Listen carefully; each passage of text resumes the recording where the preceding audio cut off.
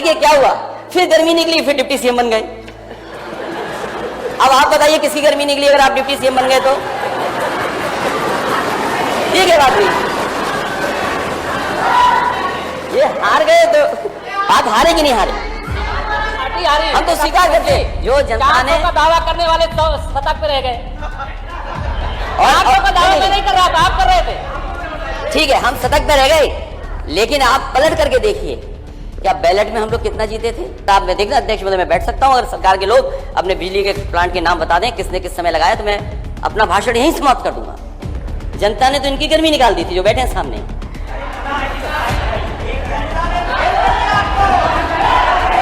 नहीं निकली, नहीं देखो गर्मी गलत शब्द नहीं है, गर्मी गलत शब्द, गलत शब्द क्यों मानते हो इसको? अरे अब तो खुश रहिए। और देखिए क्या हुआ, फिर गर्मी निकली, फिर डिप्टी सीएम बन गए। अब आप बताइए किसकी गर्मी निकली अगर आप डिप्टी सीएम बन गए तो? ये क्या बात हुई? ये हार गए तो आप हारे कि नहीं हारे? सब नकार दिया अध्यक्ष महोदय, बोले मैं अभी बोलूंगा आपके तो अब तो लगता है थोड़ी गर्मी निकली, अभी गर्मी और निकलनी बाकी है इनकी।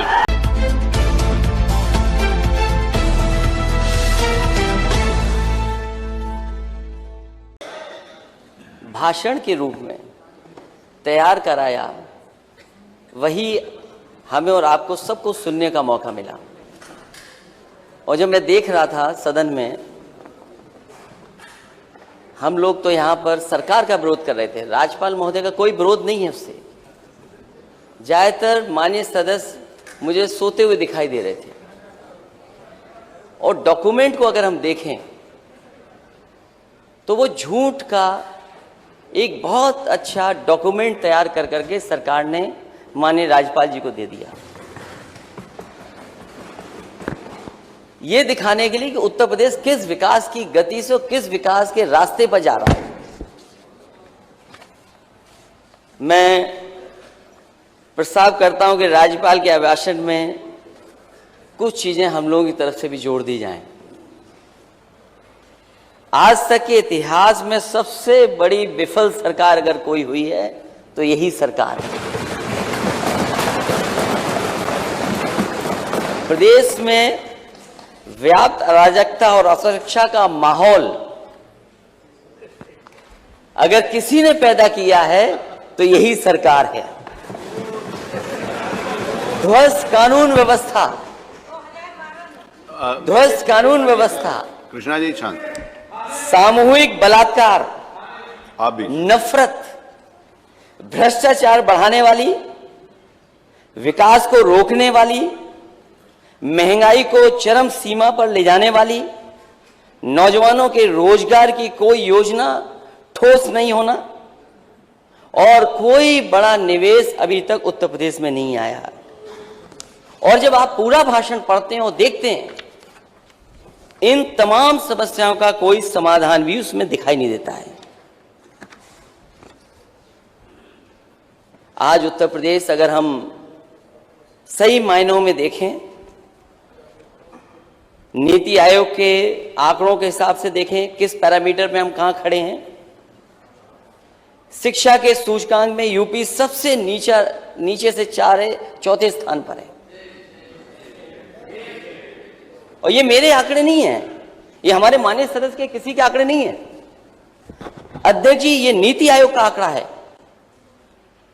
कि शिक्षा के सूचकांक में सबसे नीचे से ऊपर 4वें स्थान पर उत्तर प्रदेश है। अगर हम स्वास्थ्य के सूचकांक में देखें तो सबसे नीचे वाले पायदान पर है। देश में गरीबी बढ़ाने वाले बड़े राज्यों में अगर कोई प्रदेश आ रहा है तो उत्तर प्रदेश आ रहा है। और केंद्र सरकार की रिपोर्ट में, ये हमारी रिपोर्ट नहीं है, ये केंद्र सरकार की रिपोर्ट है कि मिड डे मील योजना में घोटालों में यूपी सबसे आगे। इनोवेशन के मामले में देश का 16वां राज्य यूपी। भूखमरी में देश का चौथा सबसे बड़ा राज्य उत्तर प्रदेश। नीति आयोग। फेक इनकाउंटर के मामले में मानवाधिकार के सबसे ज्यादा नोटिस अगर किसी प्रदेश को मिले हैं तो माननीय अध्यक्ष जी उत्तर प्रदेश को मिले हैं। साइबर क्राइम में साइबर क्राइम में सबसे ज्यादा मामले अगर कहीं से आ रहे हैं तो वो उत्तर प्रदेश से आ रहे हैं। महिला अपराध में कल भी कहा मैंने माननीय अध्यक्ष जी, और आज फिर कहता हूं मैं, ये आंकड़े विपक्ष के नहीं है, ये आंकड़े वो हैं जो डायल 100 112 या सरकार आंकड़े दिल्ली को भेजती है। एनसीआरबी के आंकड़े में अगर महिला अपराध में सबसे ज्यादा मामले देश में अगर कहीं आ रहे हैं तो वो उत्तर प्रदेश है। हत्या के केसों में अगर कोई है सबसे आगे तो उत्तर प्रदेश है। दलितों के खिलाफ हो रहे अत्याचार में सबसे आगे अगर कोई है तो उत्तर प्रदेश है। और हमने तो अध्यक्ष जी एक ऐसी घटना देखी जहां एक दलित नौजवान को बुलाया गया, पीटा गया, अपना पैर चटवाया किसी ने, उसका वीडियो चलाया और वीडियो वायरल किया गया, और पुलिस अभी भी हाथ पे हाथ रख करके कोई दोषी लोगों को पकड़ने वाली नहीं, अपराधियों को पकड़ नहीं रही। और वो नौजवान अभी भी घर में नहीं रह सकता, इतना आतंक है कि पहले तो पैर चटवाया, वीडियो बनाया, वीडियो को वायरल कर दिया और कहा कि अगर पुलिस में जाओगे तो जान से मार दिए जाओगे, ये धमकी दी। वो आज अपने गांव में नहीं रह पा रहा, घर में नहीं रह पा रहा है। SC/ST एक्ट के तहत मामलों में अगर कोई नंबर 1 है तो वो उत्तर प्रदेश नंबर 1 है। आर्थिक अपराध, वैसे जब से बीजेपी की सरकार आई है, आर्थिक अपराधों में अगर सबसे आगे कोई दिखाई दे रहा है तो वो उत्तर प्रदेश है। अब इसी को अगर विकास मॉडल मानेंगे तो विकास मॉडल आखिरकार होगा क्या? न केवल नीति आयोग के आंकड़े में, एनसीआरबी के डेटा में, बल्कि जो उत्तर प्रदेश का माहौल बनाया गया है, विकास नहीं, यहां सांप्रदायिकता को आगे बढ़ा रहे हैं। यहां पर पुलिस पे कोई अंकुश नहीं है, कोई अंकुश नहीं है।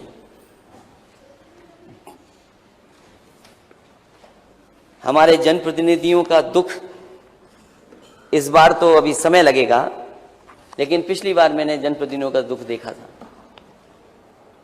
माननीय अध्यक्ष महोदय, किसी भी मुख्यमंत्री के खिलाफ सदन में इतनी बड़ी संख्या में कोई भी नहीं बैठा होगा। ये सरकार जनप्रतिनिधि नहीं चला रहे हैं, ये सरकार अधिकारी चला रहे हैं। और फिर अगर विकास मॉडल देखना ही है तो विकास मॉडल समाजवादियों ने उत्तर प्रदेश में दिखाया था।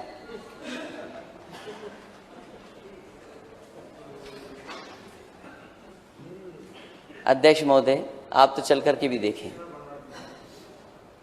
देश का अगर सबसे बेहतरीन कोई इंफ्रास्ट्रक्चर का प्रोजेक्ट, सड़क का प्रोजेक्ट अगर बनाया है तो समाजवादियों ने बनाया, आगरा से लखनऊ एक्सप्रेस। और मुझे खुशी है इस बात की, अध्यक्ष जी, उद्घाटन हुआ,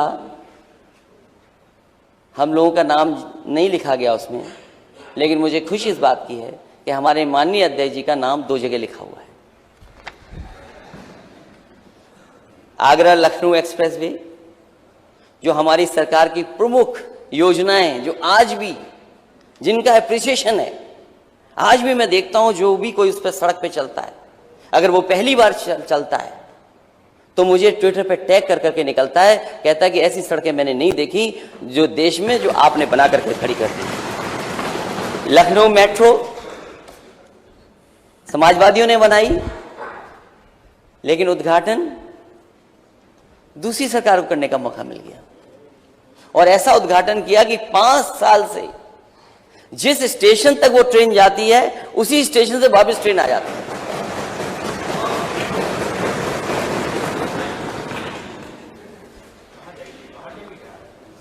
आगे बढ़ा ये माननीय सदस्य लगता मेट्रो के बारे में जानते नहीं है।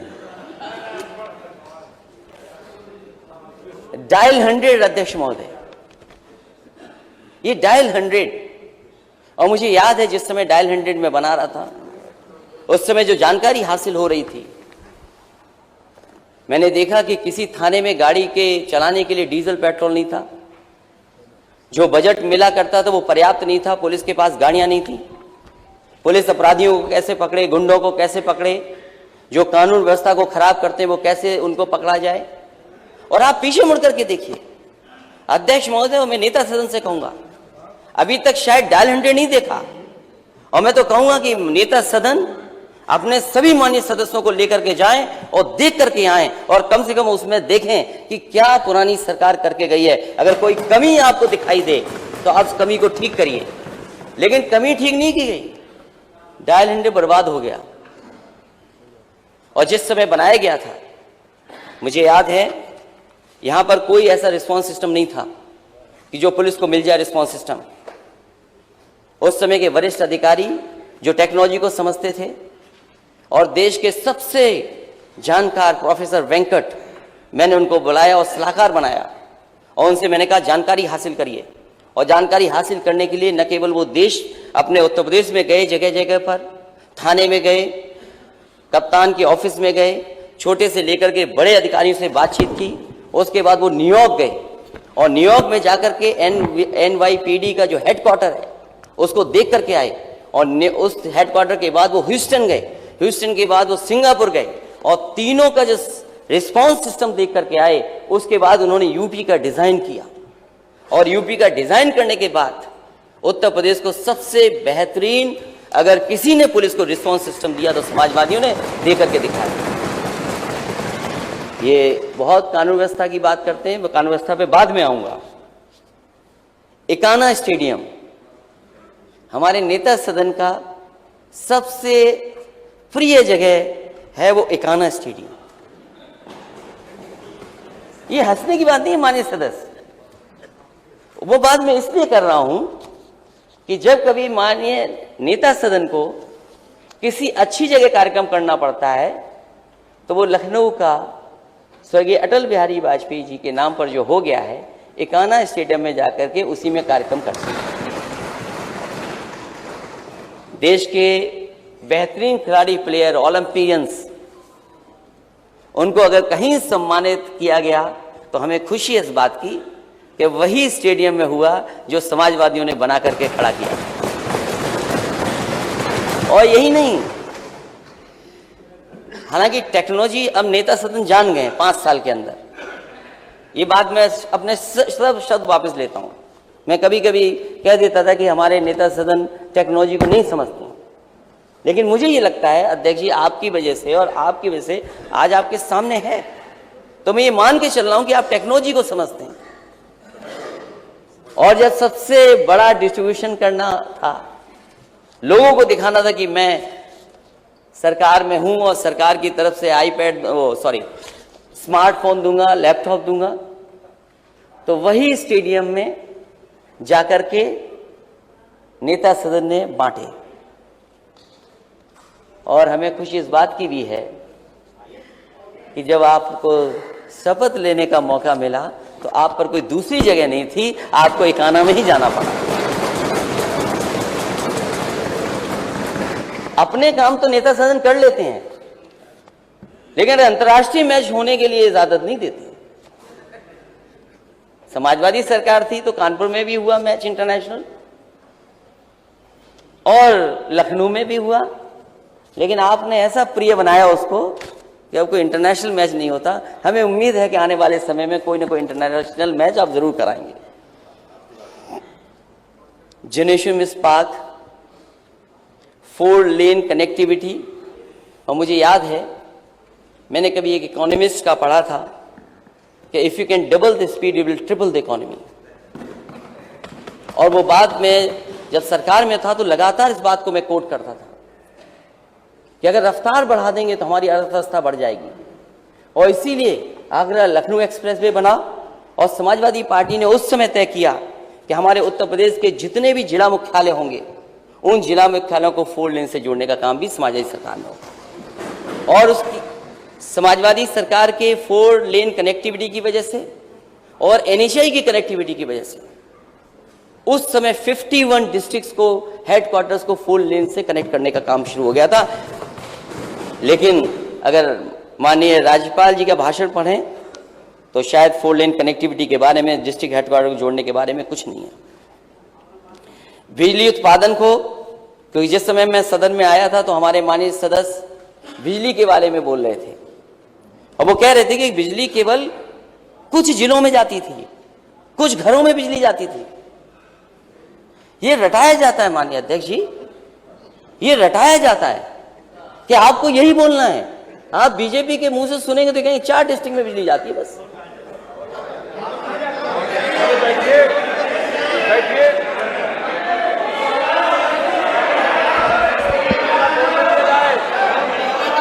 नहीं, कोई बात नहीं। बिजली गई थी, सरकार की थोड़ी गर्मी निकल गई और अपनी गर्मी निकालने के लिए कुछ अधिकारी सस्पेंड कर दिए, उनकी गर्मी निकाल दी। शायद गर्मी को यही मानूं मैं, और गर्मी को अगर मैं मानूं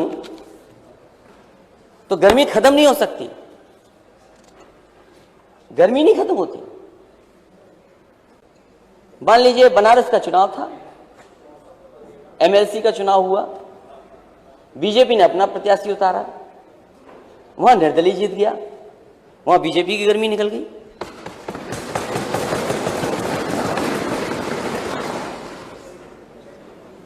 तो अगर मैं गर्मी मान लूं, एनर्जी साइंस का बहुत अच्छा कॉन्सेप्ट है। Energy is neither created not destroyed, it can only be transformed और ट्रांसफर्ड।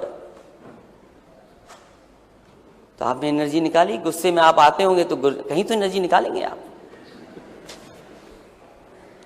जहां तक बिजली उत्पादन का है सवाल, मैं माननीय सदस्य कहूंगा जब जवाब दें तो वो बताएं अपने 5 साल में कौन सा बिजली का एक कारखाना लगाया, ये बताएं। और मैं ये on the floor of house कह रहा हूं अध्यक्ष महोदय, मैं सरकार से कहना चाहता हूं, पूछना चाहता हूं कि 5 साल पहले और आपके 5 साल में उत्तर प्रदेश को कितनी बिजली बढ़ाई है। अगर बिजली पर पीछे मुड़ करके देखेंगे तो हमें तो एक एक बिजली का प्लांट याद है कहां पर लगवाया है, शायद सरकार के लोग नहीं बता पाएंगे। और अगर आप मैं देखना अध्यक्ष महोदय, मैं बैठ सकता हूं, अगर सरकार के लोग अपने बिजली के प्लांट के नाम बता दें किसने किस समय लगाया, तो मैं अपना भाषण यहीं समाप्त कर दूंगा। और अगर बिजली ठीक थी इनकी, अगर इनकी बिजली ठीक थी तो इन्हें बिजली मंत्री क्यों हटाने पड़ गए। और मैं यूं कहूं कि इनकी गर्मी निकाल दी इन्होंने, भाई मंत्री हटने से ही गर्मी निकली। ये खराब शब्द नहीं है, अब अच्छा शब्द हो गया। ये शब्द कौन इस्तेमाल कर रहा है, वहीं से एनर्जी पता लग रही है। उत्तर प्रदेश में जिस समय सरकार में मैं आया, हालांकि पुरानी बहुजन समाज पार्टी सरकार के समय एमओयू था ललितपुर के पावर प्लांट का, उस समय सबसे बड़ी किल्लत थी बिजली की। इसी हाउस में हम लोगों ने प्रस्ताव पास कर करके उसको आगे बढ़ाया। वो 3x660 super critical thermal plant बन रहा है। अभी तो मुझे पता नहीं, 1 यूनिट बन करके तैयार है, दूसरी यूनिट कब बनी होगी, सरकार ने बनाई कि नहीं बनाई। आपके हरदोगंज का प्लांट अगर किसी ने दिया है, माननीय मुख्यमंत्री जी वहां गए थे नेता सदन, शायद उनको बताया गया होगा कि पुरानी सरकार की योजना थी, पुरानी सरकार ने ये खड़ा किया बनाकर।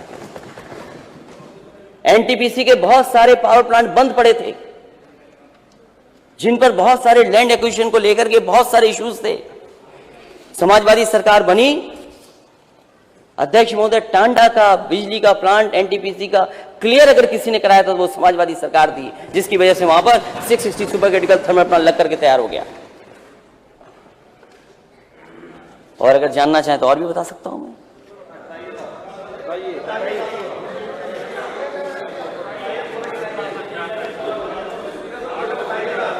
(108) 102 एम्बुलेंस, अध्यक्ष महोदय कल खबर आ रही है कि एम्बुलेंस में आग लग गई और एक मरीज था, कौन था एक, उसमें जान चली गई उसकी। ये मेंटेनेंस है सरकार का। अगर 108 में 102 में जो हमारी इमरजेंसी सर्विस है उसकी हालत क्या कर दी। उनके 9,000 ड्राइवर हैं जो कोरोना के समय पर काम कर रहे थे।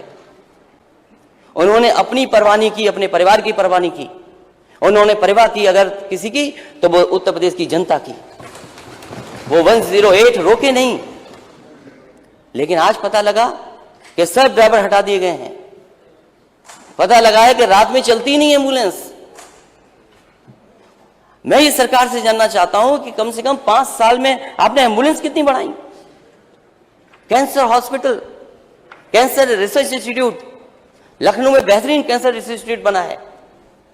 और वो ऐसा इंस्टीट्यूट था कि अगर बंद करके चालू हो जाता, तैयार हो जाता और चालू कर देती सरकार, तो हमारे उत्तर प्रदेश के गरीबों को बंबई, गरीबों को दिल्ली नहीं जाना पड़ता, यहीं पर इलाज हो जाता। उसमें बेहतरीन से बेहतरीन मशीनें हैं, अच्छे से अच्छा इंफ्रास्ट्रक्चर क्रिएट किया। लेकिन सरकार का पता नहीं क्या किया सरकार ने। कैंसर हॉस्पिटल वैसा का वैसा ही है। प्राइवेट में इन्वेस्टमेंट के लिए मेदांता अस्पताल आया, नोएडा, ग्रेटर नोएडा में मेट्रो आई, समाजवादी पेंशन बड़े पैमाने पे महिलाओं को देते थे। 45 लाख से 50 लाख तक लेकर के गए। मुझे नहीं पता है माननीय अध्यक्ष महोदय, सरकार ने अगर कहीं लैपटॉप डिस्ट्रीब्यूशन किया भी होगा,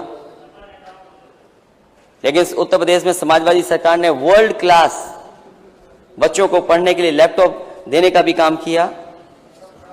कामधेनु डेयरी योजना चलाई, लेकिन इस सरकार ने उस पर भी ध्यान नहीं दिया, वो भी लगभग बंद हो गई हैं। पूर्वांचल एक्सप्रेसवे और कानपुर मेट्रो, जिसका श्रेय भाजपा सरकार ले रही है, ये भी समाजवादी सरकार के प्रोजेक्ट थे। ये आपके प्रोजेक्ट नहीं थे नेता सदन, नहीं नेता सदन, ये प्रोजेक्ट आपके नहीं थे, ये समाजवादी सरकार के दिए हुए। और पूर्वांचल का इसलिए दिया था, हमारे माननीय सदस्य यहाँ बैठे होंगे पूर्वांचल एक्सप्रेस वे के आसपास और उस इलाके से जुड़ने वाले लोग, और हमारे साथ मंत्री भी थे, कुछ लोग मंत्री भी थे। उन्हें याद होगा बजट दिया गया, अलाइनमेंट दिया गया, डिजाइन किया गया और इसी विधानसभा के सामने उसका शिलान्यास हुआ। लैंड एक्विजिशन हो गई और किसानों से करार हो गया, सहमति बन गई कि जमीन देने के लिए तैयार थे किसान।